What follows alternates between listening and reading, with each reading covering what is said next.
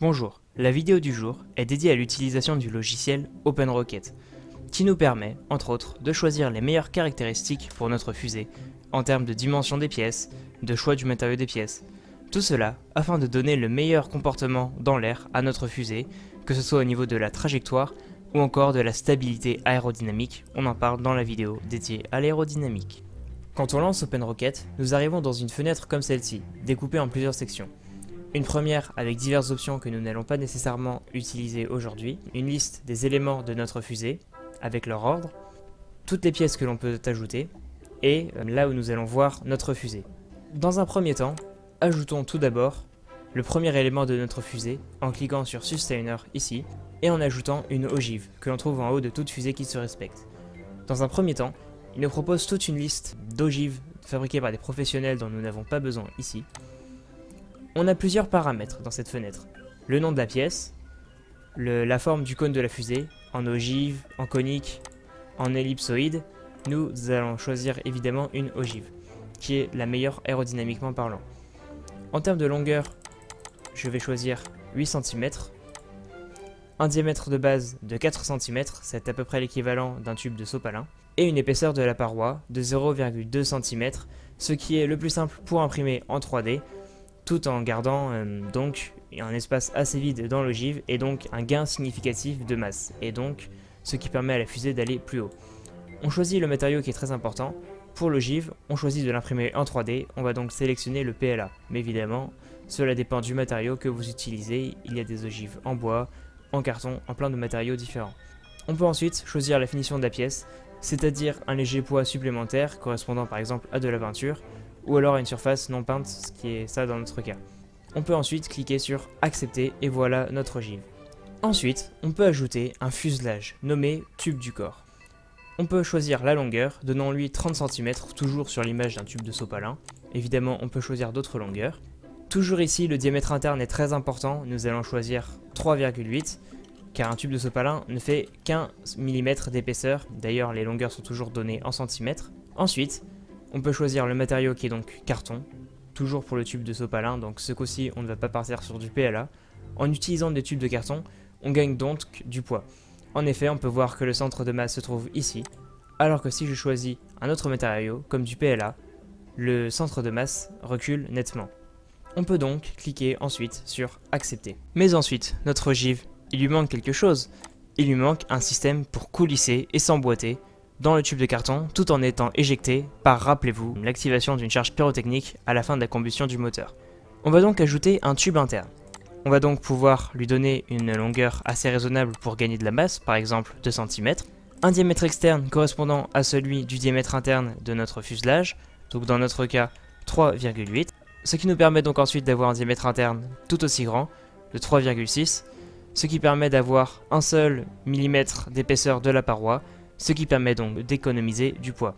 On va choisir un matériau en PLA, toujours pour l'impression 3D, et avec cette option de placement, on peut donc décaler sa position pour la mettre pile sous l'ogive. On peut ensuite cliquer sur accepter.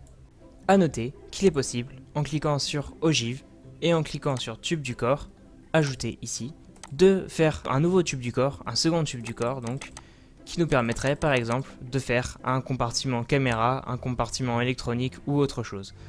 On peut faire ceci en jouant sur les paramètres de diamètre interne et de matériaux de la pièce pour faire varier la valeur de masse, afin donc de créer un compartiment que l'on pourra venir placer sous l'ogive. Il faudra donc, une fois que l'on a créé ce compartiment pour de vrai, le peser afin de savoir quelle valeur mettre ici dans notre simulation OpenRocket, et ce donc afin d'avoir un compartiment le plus réaliste possible. La seconde étape, c'est donc toute la partie moteur. On va rechoisir tube du corps et on va ajouter un nouveau tube interne. Nous allons cette fois-ci donner à ce tube interne les dimensions de notre moteur. À Astrobrez, notre moteur mesure 6 cm de longueur et un diamètre externe de 2 cm. Un diamètre interne d'environ en moyenne 1,5. Ça varie donc avec les histoires de convergents, de divergents, etc. Et ensuite, on va toujours pouvoir choisir un autre matériau pour faire varier la masse de la pièce jusqu'à la faire correspondre au poids précis de notre moteur. On va choisir PLA en attendant. Ensuite, on va choisir ce que l'on appelle une bague de rétention. On va lui donner la longueur que l'on veut, alors on va quand même être économe en poids, on va se limiter à 0,2 mm. Pour l'imprimante 3D, c'est largement assez pour faire quelque chose de solide. Et un diamètre externe qui correspond au diamètre interne de notre fuselage, donc ici toujours de 3,8. Et un diamètre interne qui correspond donc à notre fameux diamètre de notre moteur. Donc on va mettre ici 2. On va pouvoir donc modifier la position de notre objet. Dans notre cas, nous allons mettre une seule bague de rétention, car c'est largement suffisant pour maintenir un moteur en PLA avec des diamètres assez resserrés, c'est solide. Mais évidemment, pour d'autres moteurs, il est en général plus conseillé d'en mettre au moins 2.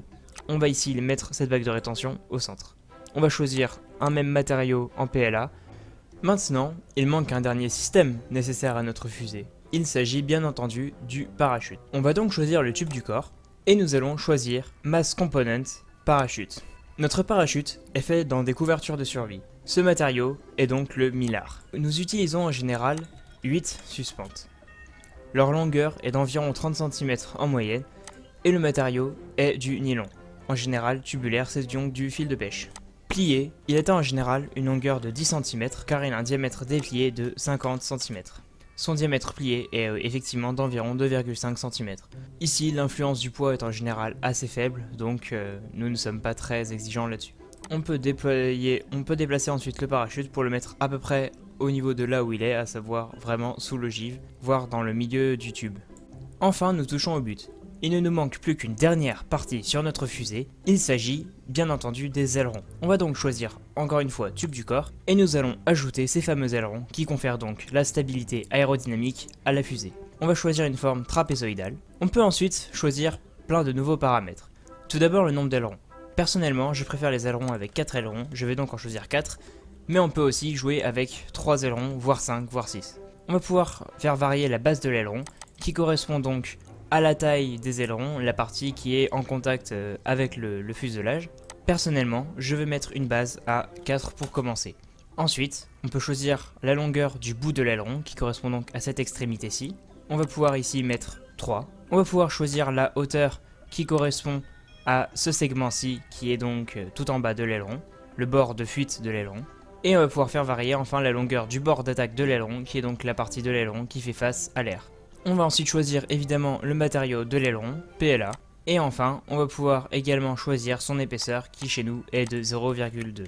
Nous pouvons ensuite voir ce point rouge qui se trouve par rapport au centre de masse. Il s'agit de la marge statique, la distance entre ces deux-là. Le point rouge est donc le centre de portance aérodynamique, celui qui va définir la stabilité de notre fusée. Ici, on peut voir les calibres donc de stabilité. On va viser dans l'idéal un calibre de 1,5, compris donc entre 1 à la limite de l'instable et 2 à la limite du surstable. On va pouvoir ici s'amuser à donc faire des ailerons pour donner une fusée stable, mais bien entendu esthétique. Personnellement, je choisis d'augmenter la longueur de la base à 5, je choisis de régler la longueur du bord d'attaque, je choisis d'augmenter la hauteur, et je choisis enfin de régler légèrement l'angle du bord d'attaque, afin d'avoir une base aileron plat, afin d'apposer plus facilement sur un pas de tir. Et voilà, on obtient une fusée stable à environ 1,63 calibre, ce qui est à peu près proche de 1,5. On n'est pas trop précis non plus, c'est compris entre 1 et 2. C'est parfait, on a ainsi une fusée stable. Et donc, ce tuto OpenRocket est terminé. Nous nous retrouvons à bientôt pour une prochaine vidéo.